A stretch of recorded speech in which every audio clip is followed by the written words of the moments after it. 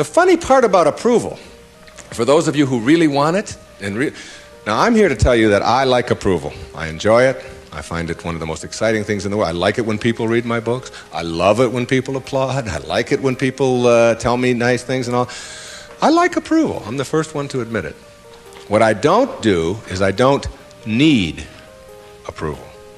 There's a big difference between wanting approval and needing approval. When you need approval, it means you become immobilized when you don't get it, from making other people's opinions more important. Now, for those of you who say, yeah, but I want approval and I need it, and if I don't get it, and so on, then understand this. The people who get the most approval in life are the ones who care the least about it. And the ones who get the least approval are the ones who are always going after it. So if you want approval in this paradoxical way that I'm talking about it, stop needing it. Stop concerning yourself about it. Ask yourself, who gets the most approval in life? Think of the person that gets the most approval, and you'll see that that person couldn't care less what other people are thinking. They're so busy being, they don't have time to notice what their neighbors are doing.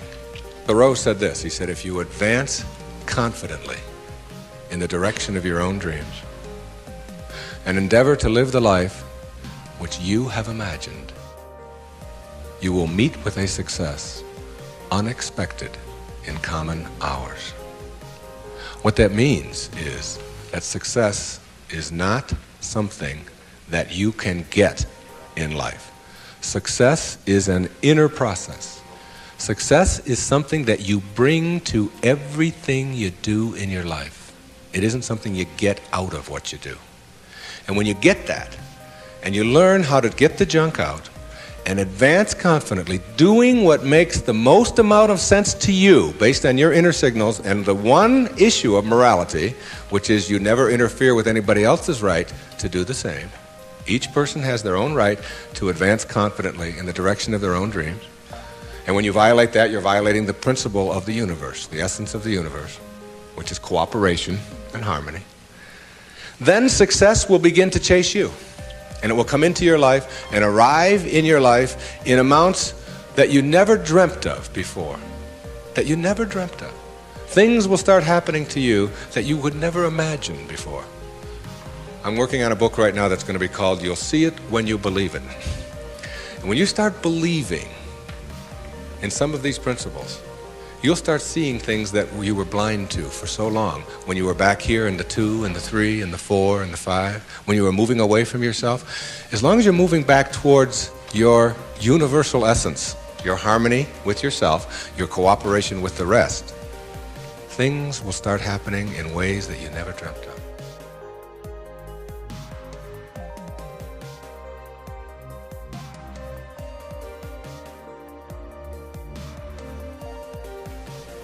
The quality versus appearance in your life means that you get that inner candle flame working in a way that gives you quality, independent of what other people think of you. Maslow, in defining self-actualizing, no-limit people, said they are independent of the good opinion of other people. Of the good opinion of other people. Independent of it. They're so busy advancing confidently, doing the things that make sense, and bringing success to changing their baby's diaper, and bringing success to weeding their garden, and bringing it to the job. They bring it on the airplane, so that when they run into somebody who is rude to them, a stewardess that is rude, they don't see it as an attack on them. It's just where they are, and they send them love. Help them a little bit, you know. They're kind. When somebody wants to get in on the freeway, and they're one old temptation when they were on the 1 to the 6 side was to say, oh yeah, nobody's getting in front of me, I'm getting there first. It's like they slow down a little bit. They don't have all that type A stuff of having to beat somebody else and having to defeat somebody. It's a new way of being. It's a way of quality where your harmony allows you to cooperate, and you are a part of what this whole thing is about.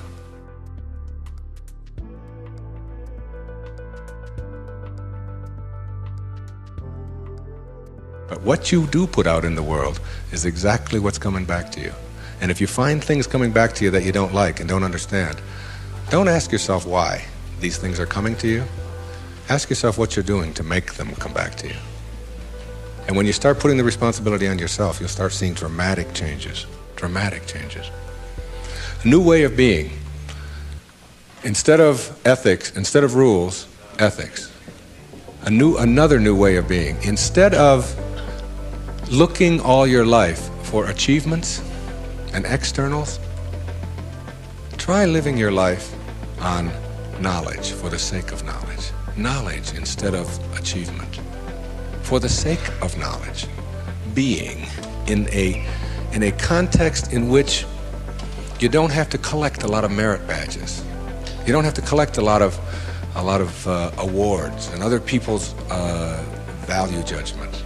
That you go to school or you go out into the world or you read or whatever it is you do because it makes sense to you, not because of what somebody else is going to put on a transcript or where you're going to appear in a class list.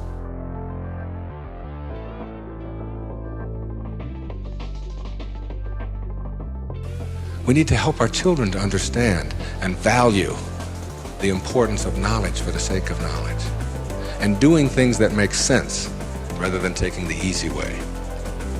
Knowledge rather than always trying to achieve. We're in an achievement-oriented society, which tells us that we evaluate and judge a human being based upon how many achievements he has. But most of the people who get caught up in that trap and are always in this circle of trying to get ahead, trying to always get ahead, their reward for that almost always is higher blood pressure, ulcers, early deaths, and even things like cancer, we're beginning to find out, are related to the kinds of stresses that we have. And remember, it's a perfect universe. There's no stress in it.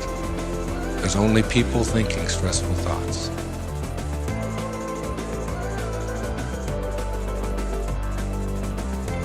There's nothing wrong with goals. It's falling in love with them that's the problem. It's not being able to be flexible and alter them. If you have a goal to get here, to get $100,000 in the bank, to get to this promotion, to get 2 cars in your garage, whatever it is that your goal is, and you're on your way to that, and you're always working at the goal, all of this stuff on your way to the goal is called striving, and that's what you learn, striving. And striving is a very low-level place to be. When you get to your goal, because all you've ever known is striving, you will just always suffer from this disease called more. You will just upgrade your goal to $200,000, 4 cars and 2 houses and another wife and a younger one and all of these kinds of things. If you have a goal and you understand that every step along the way is a present moment to enjoy and to live, then the goal won't become any obsession. I don't have any goals in my life. People ask me, where are you going to be 5 years from now? What are you going to be doing? What's next for you? I remember what Lincoln said, who to me was like the greatest person who ever sat in that White House. He said, I never had a policy. He said, I just tried to do what made the greatest amount of sense each and every day of my life as I sat there as the President of the United States. And I think there's something really significant in that you don't have to get it all planned out and follow a certain pattern and do it a certain way. If you just sort of trust your inner instincts and go with that and live each moment, the goal stuff will all take care of itself. But if you're sacrificing and pushing your life aside and suffering on your way to trying to get someplace, you'll never get there. It will always elude you, because once you get there, you'll just have to upgrade it. And that's because that's all you'll know. Nowness is that purest form of sanity, living in this moment and enjoying it. And all the rest of it will sort of work its way out.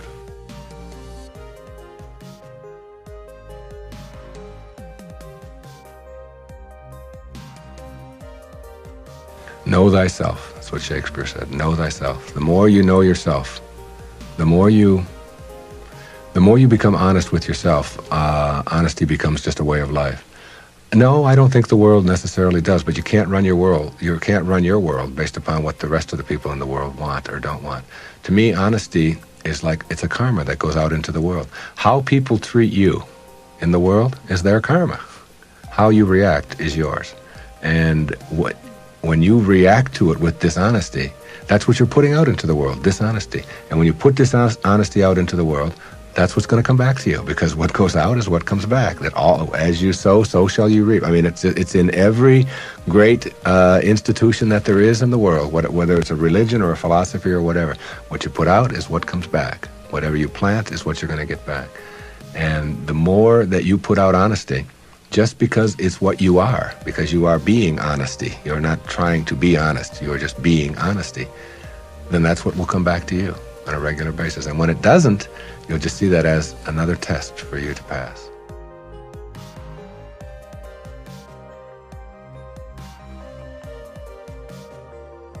There is an energy in the universe. There is something that is in each and every one of us.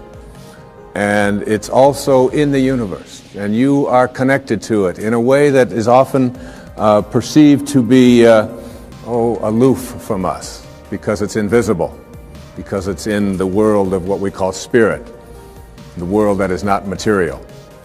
And I would like to suggest that you suspend your disbelief, allow yourself to know that you're not a human being here having a spiritual experience, but that it's the other way around. That you're a spiritual being having a human experience. And the quality of your human experience is really much more dependent upon how you use this invisible intelligence and how you connect to this energy. And once you have an awareness that you can never be separate from it, that you and it, and whatever you call it, it doesn't matter.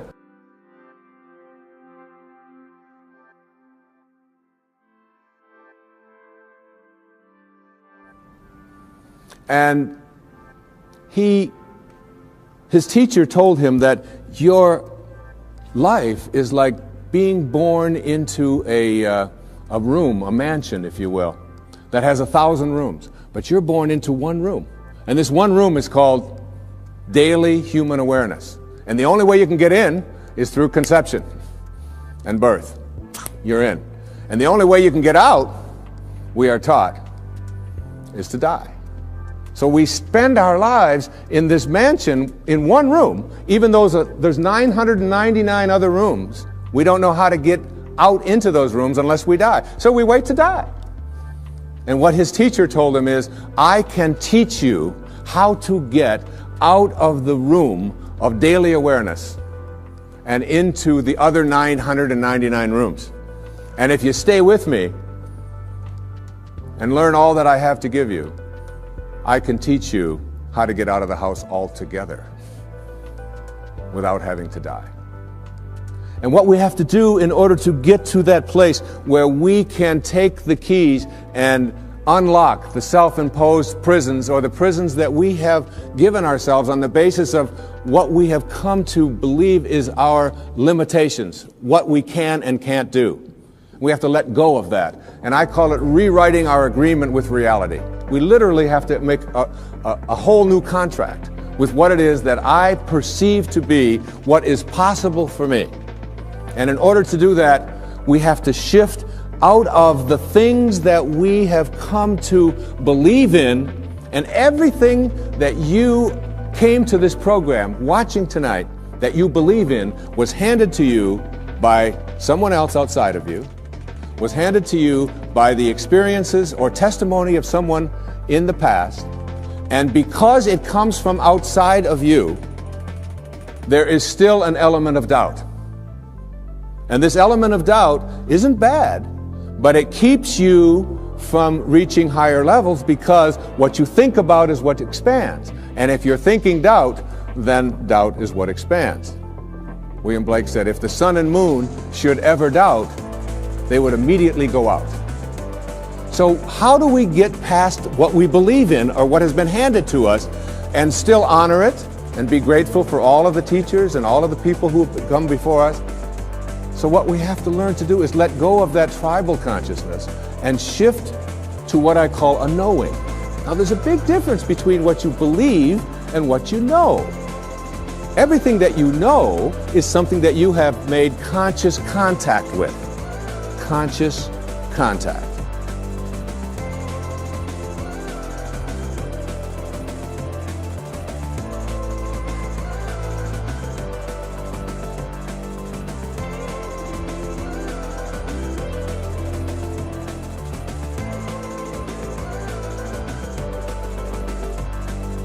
So there's nobody out there watching, there's nobody in this world who knows how to swim, who learned it by somebody else telling them that you can swim, or by watching Mark Spitz go through the water, or by observing other people doing it. You may remove some of the doubt, but you will never know how to swim until you get in the water and blubber around a few times and then do it. And then you'll have a knowing, and that knowing is something that you'll never lose, just like riding a bicycle or dancing the Macarena or making a lemon meringue pie or anything that you know how to do. It's because you've made conscious contact.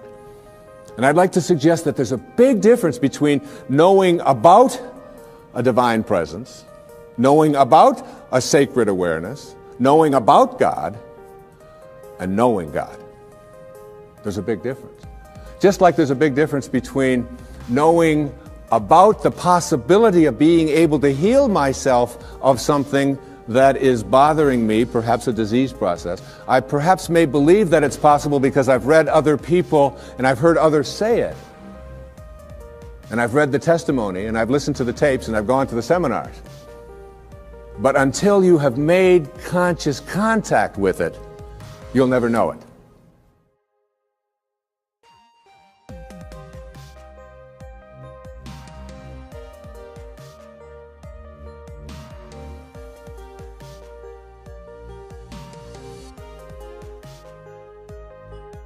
And I'd like to suggest there's a wonderful poem. I'd like to share this poem with you. It's written by a wonderful woman. Her name is Valerie Cox.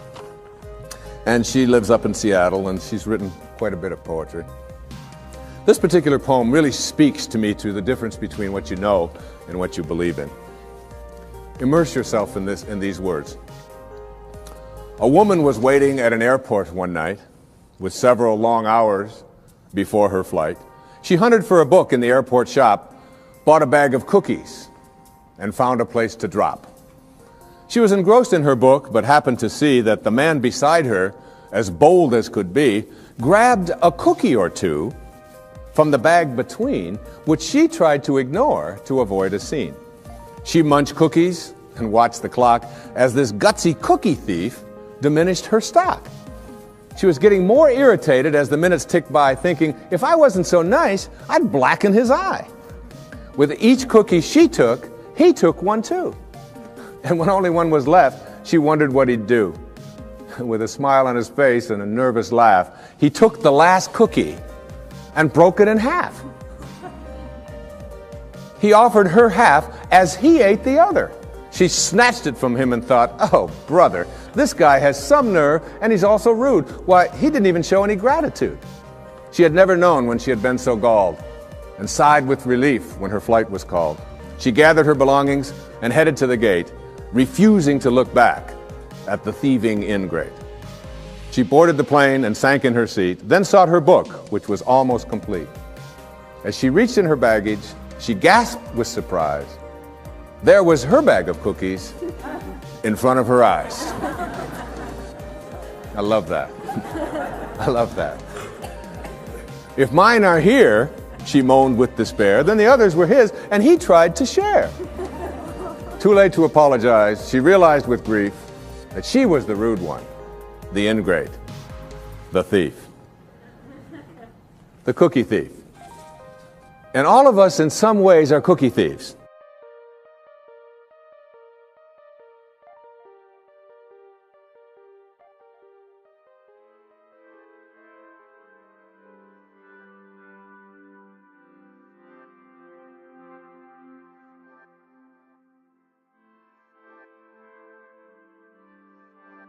I have 8 beautiful children. Our youngest little girl's 8 years old. One of the things that you do when you become enlightened and become a guru, like me, that'll be the day, is when we place something that is important to know where it is, we practice mindfulness so that we never misplace anything. So obviously, having reached this exalted level of awareness in my home with my 8 children, I never misplace anything. So I place my keys right here in a certain spot. But my little girl has this wonderful habit of taking my keys and hiding them on Daddy in the morning so that she can watch me flip out as I look for the keys. And I'll say, Sage, how many times has Daddy told you, don't hide my keys in the morning? Daddy, you told me not to do it. I don't hide your keys anymore. Come on, where'd you put my keys? The last time they were in your dollhouse, where did you put them? Daddy, you told me not to do it. And then, of course, my 12-year-old daughter, Serena, loves to just assume this stance. She's watching me raise my voice. She'll say, I wonder what all those people would think of Mr. Positive if they could see him right now. Get lots of reminders. So I give up. I say, look, when I come back out here, I want those keys here. And I go back and I get my clothes on and I reach in my back pocket, and there are my keys. Right where I had left them the night before, in my pocket. And there's a fine line, I think, between being a guru and being a jerk, all right? And I probably crossed that line more times than I should be admitting here on television. But this idea of being a cookie thief and creating a knowing is something. I did a benefit along with my wife a couple of years ago with a man on Maui. His name is Michael Knopf, who had been injured in an accident. He's a quadriplegic or paraplegic. And at that meeting, when it was over, there was a man who lived on another one of the islands who was known as a kahuna, a healer, an ancient healer from Polynesia. And he was introduced to me, and he said that was a nice talk and so on. And I said, how do you get to be a kahuna? You know, do you take Kahuna 101? I mean, what courses do you take? How does this work out? And he said, no, he said, kahunas are raised to have no doubt. To have no doubt. To have a knowing.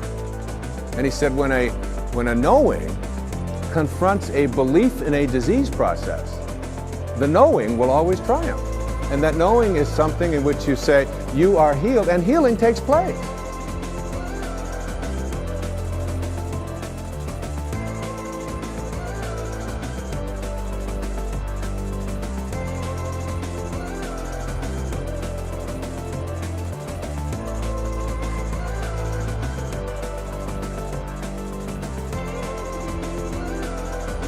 One of the great stories of knowing is, again, with our little girl Sage, who we were spending the summer in our summer home, and we went to visit this dermatologist.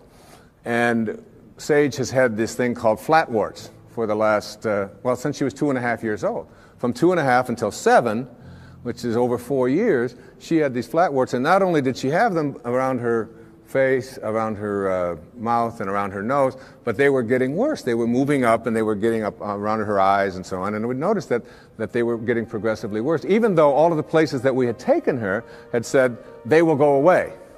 She'll outgrow them. But it didn't seem to be that way, and they always said it would be a few months. Well, years had gone by, and she still hadn't. So we were over at my friend's, this dermatologist in Kihei, and I said, Kenny, as long as we're here, would you mind taking a look at Sage? And my wife was there, and he took this big white light, and he put it in her face, and he said, you've got flat warts. She hates that term. She never wanted to call them flat warts. She calls them her bumps. All right? She just called them her bumps. So he said to her, but the good news is that when you get married, you won't have them. Well, she's 7.5, going, oh, who's this dork you've got me talking to now?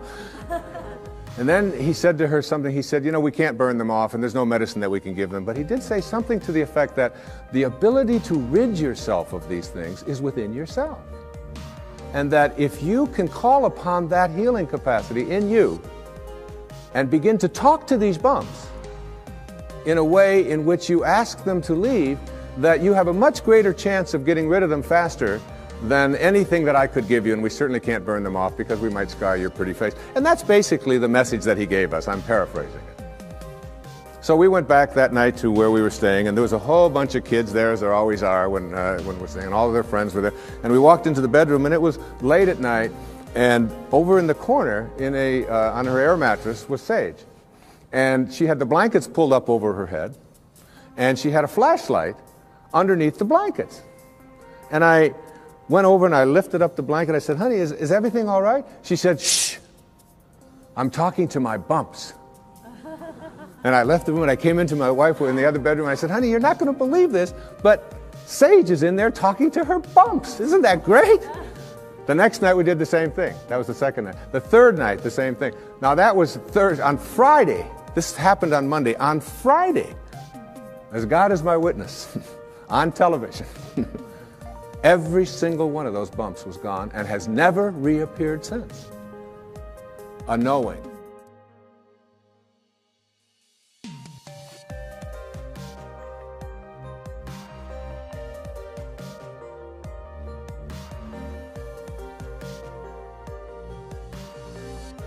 You see, there is a stream of healing that is something that we can plug into. It's very much like electricity. People say, well, in ancient Greece, there was no electricity.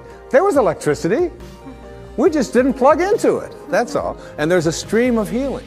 And when we go into that stream of healing with a knowing, we go to a higher level within ourselves. And we don't allow any doubt in. Basically, in every single one of us, every human being out there, there are two of us. There's two people. The first person in each person is called the ego, or I call it the ego. E-G-O. Earth Guide Only. All right? This is the part of us that says who I am is separate from you, separate from God, separate from my environment, and therefore I'm in competition with, and my value is based upon how much I get, how much my stuff is worth, how much better looking I might be, or how much more attractive I might be, how much more money I might have, the value of my possessions, and so on. What is mine? So it's not mystical awareness which says I am connected, it is that individual lower level of awareness which says my ego. This is mine. Also in each and every one of us there's another person. And this other person is called what I call the sacred self, or the higher self. And this sacred or higher self really doesn't care how much you get. It doesn't care who you're better than. It doesn't care how much stuff you have. It's not interested in any of that. The problem is that we very seldom listen to it. We pay very little attention to it. This higher or sacred part of us wants only one thing. It wants us to be at peace. At peace. Whatever choice you make in every interaction you have, make the choice to be at peace, your sacred or higher self says. Whereas your ego says, oh, no. It's much more important to be right. And so we find people in relationships struggling a lot. And one of the things that they struggle about is who's right and who's wrong. Most of the fights that you have in your relationships really basically, oftentimes you forget the details. But it's basically about who's right and who's wrong. So that if you want to have your higher or your sacred part of you ruling in your life, I suggest this to you. Practice being kind rather than right. When you have the choice, and you have the choice in your relationships with your spouse and your ex-spouse, with your parents, with your grandparents, with your in-laws, with strangers on the freeway, with flight attendants, with waiters, with whomever you interact, if you can just subdue this ego part of you which says, it's important for me to be right, which will introduce you to stress and anxiety and fear and so much of the stuff that I talked about earlier. And instead say, how can I suspend this part of me and allow the part of me that wants to be at peace, that wants to be happy, that wants to be fulfilled. And if I said to you, I'm going to give you a magic wand, and with this magic wand, I am going to allow you to just wave it and get anything that you want. Whatever you want. You can have this, you can have this car, you can have these nice clothes over here, you can have this home, whatever it is. Or I said to you, in lieu of that, I'm going to give you another wand, and you can wave this, and for every moment for the rest of your life, you'll be at peace. Whatever comes along, you'll be able to choose peace. And basically, we know that we're only here for a very short time. And being able to choose peace, which is what the sacred part of you begs you, the higher self. Once you get that, you begin to shift away, and you stop telling yourself that the people who are close to me, in relationship with me, are the people who don't belong there.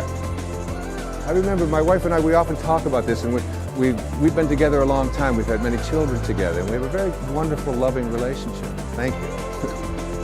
But we'd often, and one time I said to her, or she said to me, you know, we love each other, but this doesn't sound like love. Sometimes the way we talk to each other doesn't sound like love. Let's practice with each other, being kind rather than being right. And it was transformative that when we had that walk. And doing that with your children, and doing that with a waiter. I mean, a waiter who comes to you and is like, you know, hassled and frazzled and has been busy and all of that, and your ego says, wait a minute, I'm here and I'm important, and I have a right to be served, and I have a right to be served now. That's the ego part of you. If you can suspend that and say, you know, you are a lucky man tonight. You got somebody who's dealing from his sacred self. And I understand. And you take your time, and you come to me, and you bring it at your convenience, whenever you can. I'm willing to suspend and you know what? You'll get served so fast and with such gratitude just for being kind, if you practice it.